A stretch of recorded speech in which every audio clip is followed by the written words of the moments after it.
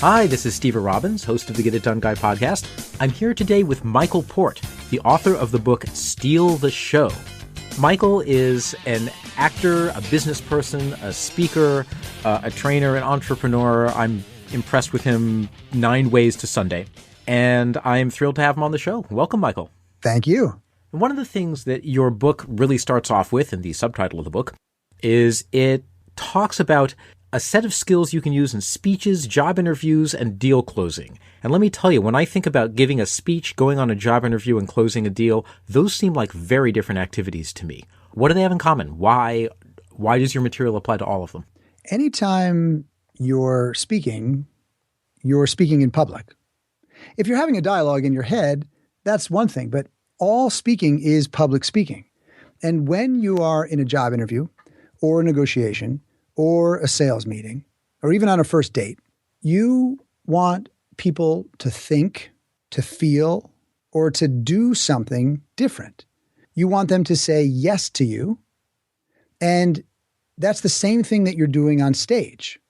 You're trying to produce a particular result, and you're using communication and performance to get them to say yes, or to think differently, or feel differently, or do something differently. So there's a lot of crossover between those different scenarios. Now, if we're talking about a first date, I'm thinking, I don't know that I would think of a first date as a performance so much as an experience in utter insecurity, self-loathing, and fear. Yes, well, that is a performance in and of itself. Look, Chris Rock has a great joke. He says, you don't go on your first date. Your representative goes on your first date.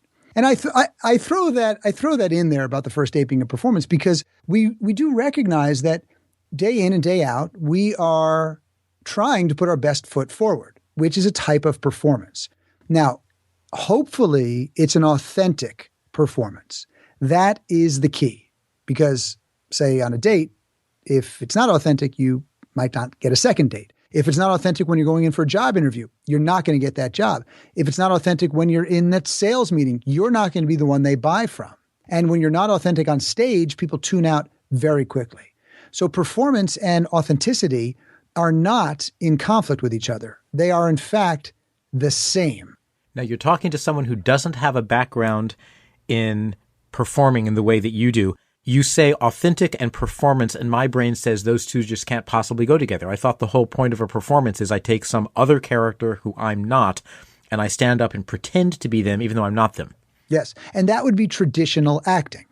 But what I've done with Steal the Show is taken the techniques and the principles that an actor adheres to in order to create compelling characters and applied them to non-actors for the performances they need to give in everyday situations. Because if you think about your life is in large part made up of the choices you make and the way that you perform in high-stakes situations. So if you perform well in high-stakes situations, you'll do very well. If you don't perform well in high-stakes situations, you might not.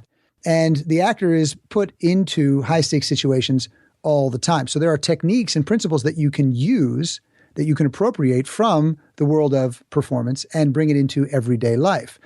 The greatest performers in the world are generally the most authentic ones. The ones you don't buy, the ones you don't believe in, it's because they look like they're faking it. They look like they're acting. But let's just take Tom Hanks, for example. Tom Hanks is a very popular actor.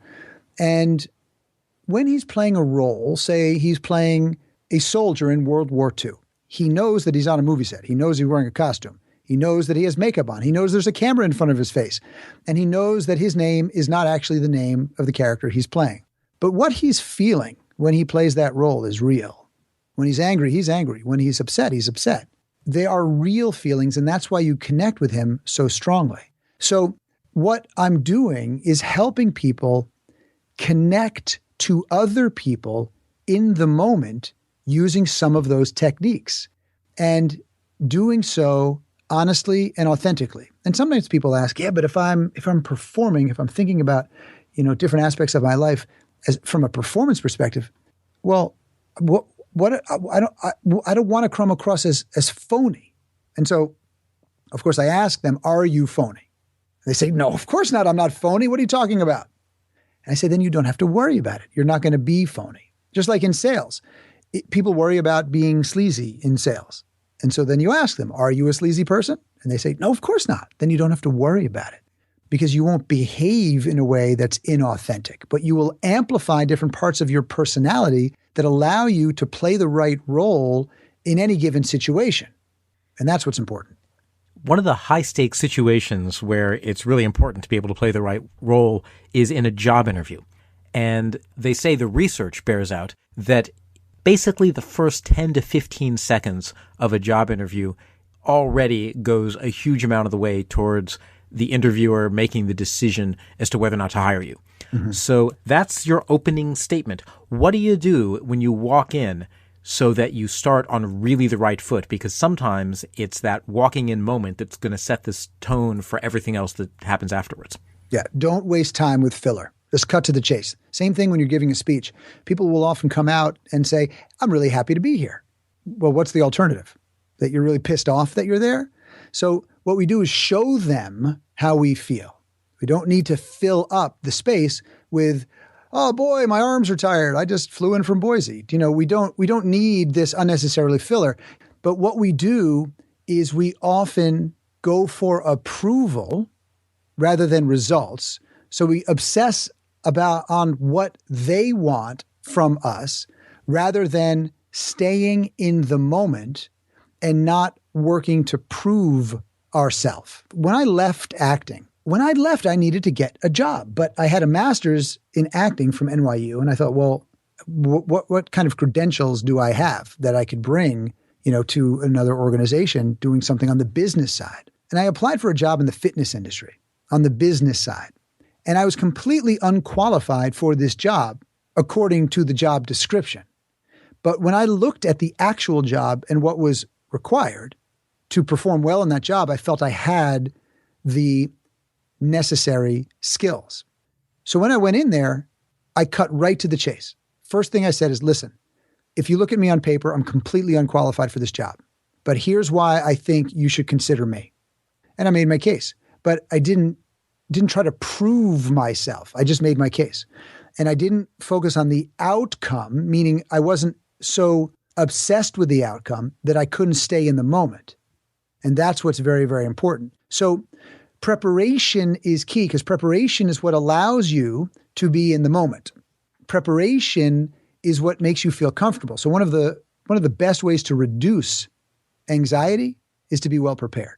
Which naturally, of course, leads me to wonder, what would you say is the number one key to preparation? If I'm going to go in for a job interview, for a deal closing, for a speech, if I can only do one thing to prepare, what is that one thing?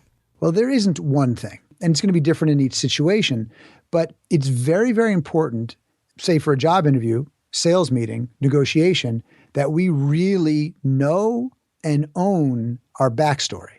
And what is a backstory? Well, a backstory in the world of character development is where that character came from.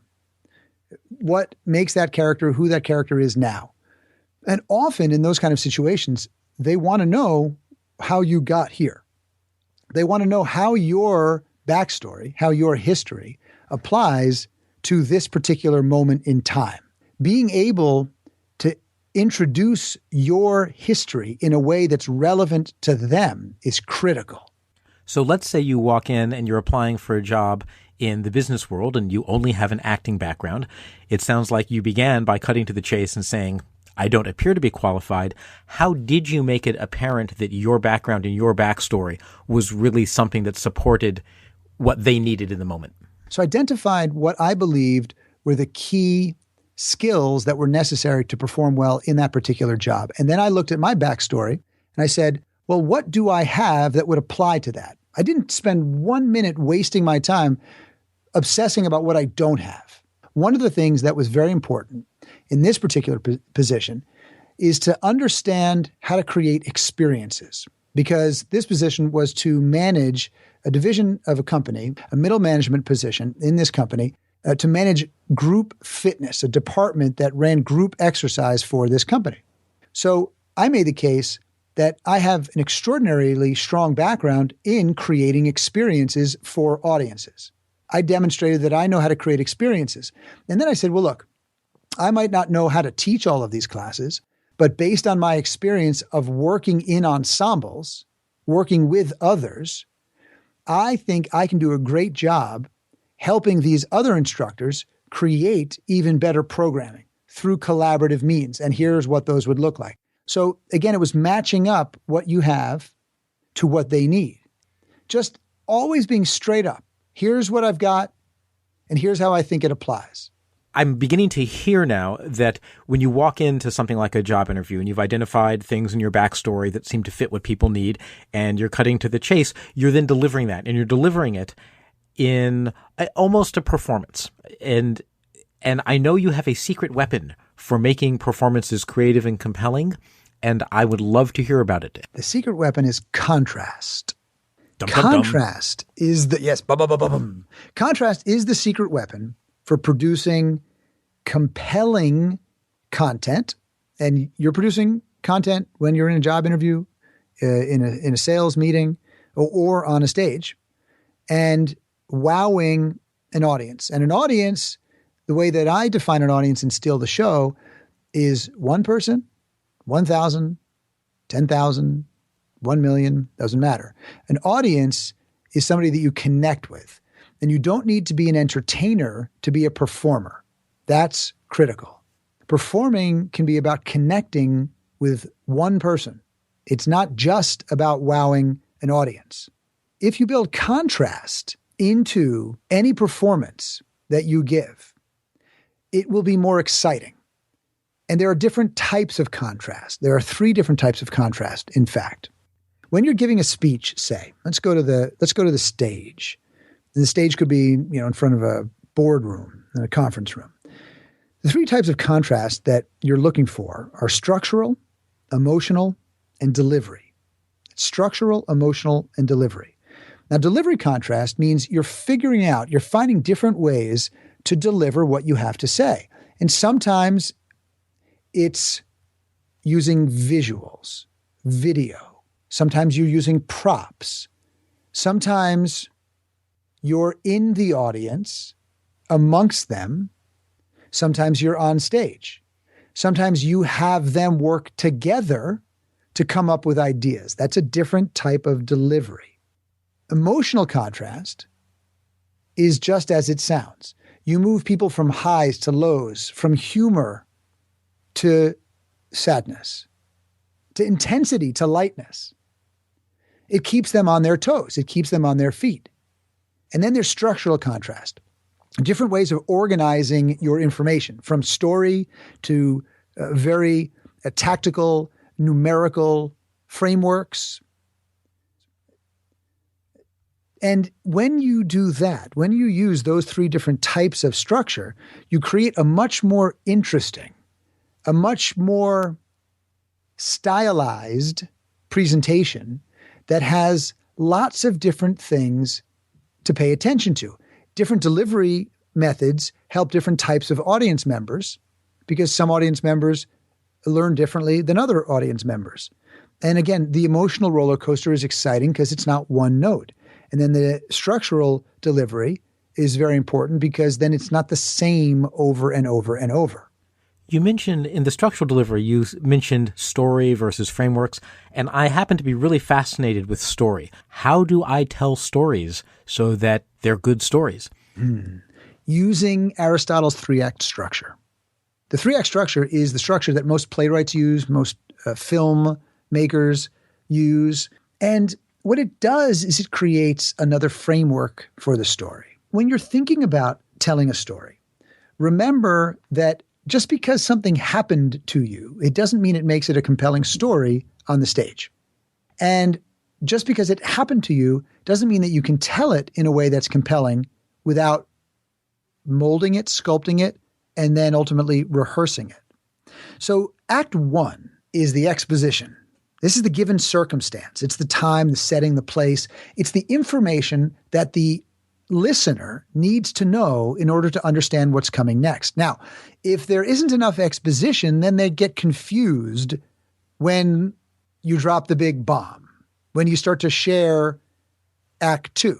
If there's too much exposition, then they get bored and anxious and tired and they're like, let's get to the point. Come on. It's why I say no filler at the beginning.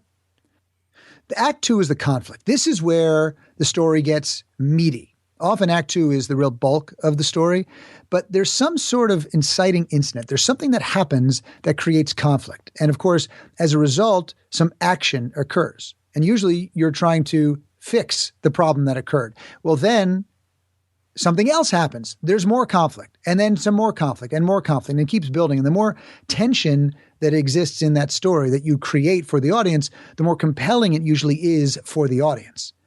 And Act 3 is the resolution. This is the punchline of the story if it's a joke. This is the everybody lived happily ever after, or everybody died in the end. And the punchline, this resolution, it needs to be worth waiting for. So if you have a very detailed story with a lot of exposition and a lot of conflict along the way, and you get to the exposition and you get to the resolution and it's kind of meh, they go, oh, all of that for that? So what we're doing is we're making sure that that resolution is significant. Now, if it's a really quick story, then that resolution doesn't need to be quite as significant because you got there pretty quickly. When I tell stories for an audience, I always sculpt them. And this is important because I want people to understand that just because I teach public speaking and, I'm on the circuit as a public speaker and am well known for speaking, I'm not up there winging it. The stories that I tell, I've worked on, I've crafted, but they feel like they are told in the moment. And that's one of the things that we touched on a little bit earlier, this idea of being well rehearsed enough, knowing your material so well that you can forget everything that you rehearsed, walk on stage, and create an extraordinary experience for the audience as if it's happening for the first time. When you say rehearsed, you actually rehearse it all the way down to the word? Not always. It depends. I have one particular keynote that is scripted out like a play. It feels like a one-man show, and that is scripted out to the word. And I'm able to deliver that as if the words are coming to me in that moment like I, never said them before because of my training as an actor. I don't expect everybody to do that. I think that's a particular skill that needs to be developed over time. But then one of my other keynotes is something that is organized based on a structure and very specific ideas and has a really, really big idea, a clear promise, a strong through line. And then I work through that and I am much more improvisational inside of that. So there are different ways to do it, and one isn't better than the other. They're just different for different people based on their particular style of performance. How would I rehearse something that is of the looser structure that you described second there? Would I just go through and review it in my mind, or would I actually get up and just improv it a couple of times through whatever structure I had designed? Often we will create an outline and then we'll put some slides together and then we'll go through it in our mind a few times before we give the speech. And often we feel a little bit disappointed in ourselves. There are very few people that can really go onto stage and with very little preparation, kill it. Really what most of us need to do is we need to organizing it using a framework that helps us organize the content. So A, we can remember it, and B, the audience can consume it. And in Steal the Show, there's a number of different frameworks that I introduce, but just remember that the better organized your information, the more of an expert people think you are. The organization of the information is very, very important. But what you're doing is you are on your feet rehearsing that based on your outline, based on your key points, based on the promise that every key point delivers, and based on all of the stories that you use as glue to move you, to transition you from one part of that speech to another.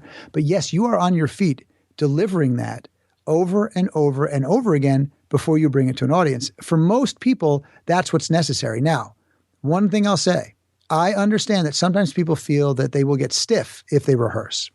And one of the reasons they feel that is because they've tried to rehearse before and it hasn't worked very well. They were stiff in the performance, and that's in large part because they only did a little bit of rehearsal. So what was happening during the performance is they were attempting to recall what they did in rehearsal. And as a result, they weren't in the moment authentically performing for that audience. They were trying to think about what they did before and recreate it, but they weren't well rehearsed enough that they had it in their bones. And once your speech, once your material, once your story is in your bones, then you can deliver it any which way till Sunday, anywhere, at any time. And that's the key. When you're working on a wedding toast, you're going to need to do more work on a wedding toast than you probably will on the speech you are going to give to the corporation next week, because you've been speaking on that topic for 10, 20 years to the corporation, but the wedding toast is completely new. You've never given that wedding toast before, nothing like it.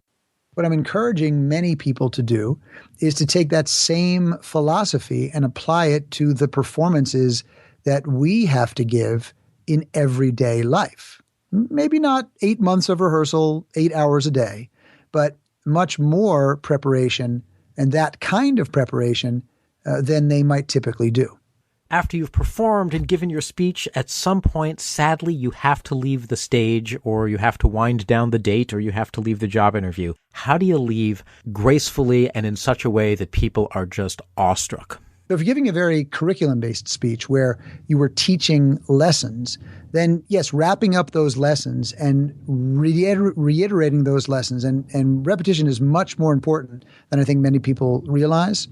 Repetition to the extent right up to the point of redundancy when you're giving very heavy curriculum-based speeches is very important. But when you're wrapping up at the end of the speech, you want to avoid saying, if you remember nothing else, remember this, because it gives the audience the impression that that performance could have been delivered in one line. And don't do anything after the applause.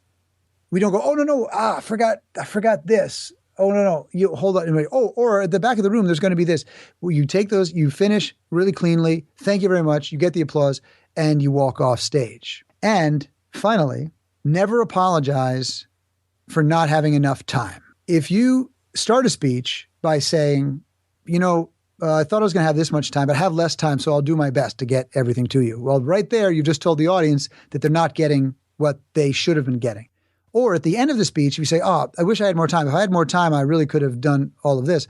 Then they go, oh my God, I didn't get the full thing. The amount of time you have is the perfect amount of time. And the better rehearsed you are, the easier it is to manage that time and adjust your speech based on the time you have, because you can pull pieces out and still be very fluid in the delivery of the entire speech. Makes sense. Since we are coming to a close, is there anything else you'd like to add? Just remember to go for results, not approval. It's very hard to get approval without results.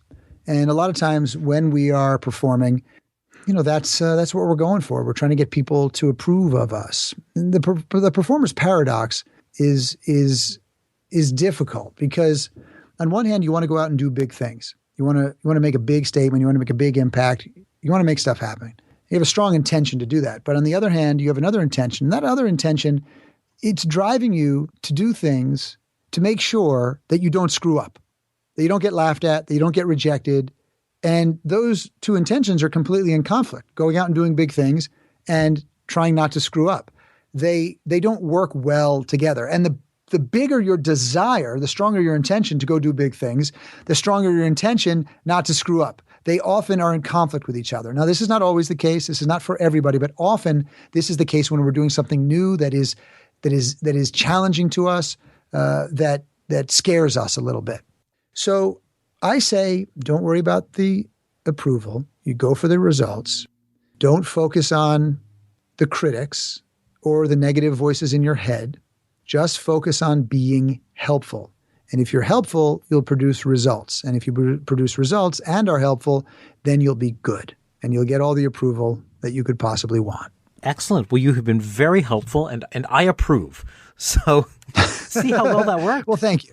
There we go. Thank you very much, Michael. If you'd like to find Michael, first of all, you should check out his book for sure. It's Steal the Show. And if you go to stealtheshow.com, he has bonus packages and things there for you. And he has a podcast also called Steal the Show. And check out the podcast because it is skyrocketing to the top on iTunes at the moment and absolutely worth checking out. Michael is a great guy, has fabulous material, and really well delivered. We love to listen to him. So thank you very much, Michael. You're very welcome. Thank you for having me.